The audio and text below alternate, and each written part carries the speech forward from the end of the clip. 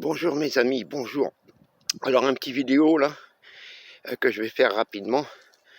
J'étais parti en balade avec mon ami Floki en liberté et heureusement que j'ai regardé un peu plus loin dans la forêt parce que j'ai découvert qu'il y avait quelque chose qui arrivait vers nous et c'est quelque chose qui est pour les chiens très dangereux. Pour le Québec, vous le savez, ceux qui connaissent le Québec savent que c'est très dangereux pour les chiens. Heureusement il ne l'a pas vu, je l'ai ramené et je vais vous le faire voir. Voilà. Alors ça c'est très dangereux pour les chiens. C'est ce qu'on appelle le porc-épic. Et croyez-moi, pour ceux qui ont eu des chiens piqués par le porc-épic, c'est terrible à enlever. Il faut couper les épines, ensuite les enlever et croyez-moi le chien il souffre. Alors chez les Indiens on appelait ça la viande de survie. Pourquoi? Parce que c'est tout simplement un animal qui se déplace très lentement.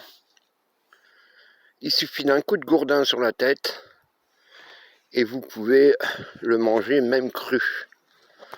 Voilà. Ça c'est le porc-épic. Ça grimpe aux arbres.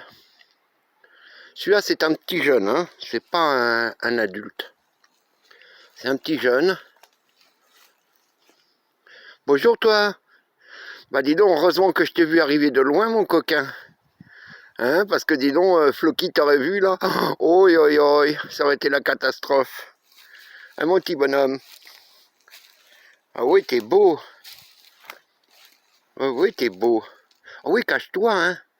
Ben, je vais pas te faire de mal, bah, t'inquiète pas. Oui, ça monte aux arbres donc pour se protéger. Voilà. Oui, c'est un petit jeune ça. Il n'est pas vieux lui. Ça monte aux arbres pour se protéger et puis, bah, comme beaucoup d'animaux ici, hein, les ours sont pareils. Ça grimpe aux arbres. Hein, t'es beau. Ah ben tout le monde va être content de te connaître. Ce petit porc-épic. Voilà. Alors quand ils se sentent agressés, ils se mettent en boule. Et là, dès qu'à peine vous les touchez, boum, les épines se plantent. Voilà, lui c'est un petit bébé, là il n'y a pas de problème encore. Mais on voit bien que, vous voyez à l'arrière, il tend il se protège avec ses épines. Voilà.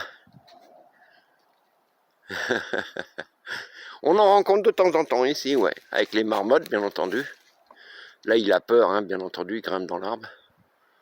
Il va falloir que je surveille que... Ben, on va laisser à... Grisou connaît, donc il n'y a pas de problème, il sait très bien qu'il ne faut pas s'approcher.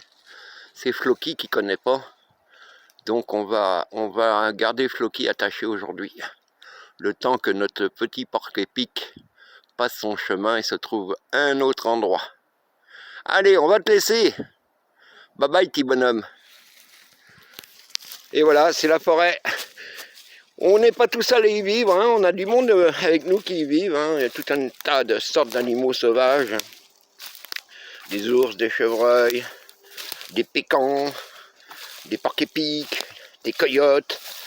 Les loups, non, ils ne sont pas vraiment par ici. Ils sont à quelques kilomètres d'ici dans les montagnes. Et puis, voilà, puis des dames sauvages, des perdrix, des lièvres. Enfin, tout un tas d'animaux. Qui sont beaucoup moins dangereux que ceux que j'ai connus quand j'étais en Amazonie ou en Afrique équato. Là, c'est différent. Ici, il n'y a pas de serpent, il n'y a pas d'araignée, il n'y a pas de tout ça. Et donc, c'est quand même ici des forêts assez sécures, hein, on peut dire. À moins vraiment d'avoir l'accident de se retrouver, par exemple, entre une mère ours et ses petits, où elle pourrait croire que vous voulez leur faire du mal. Mais c'est très rare. Très rare. Enfin voilà, vous avez découvert le petit porc-épic du sanctuaire. Je vous souhaite à tous une bonne semaine, bye bye.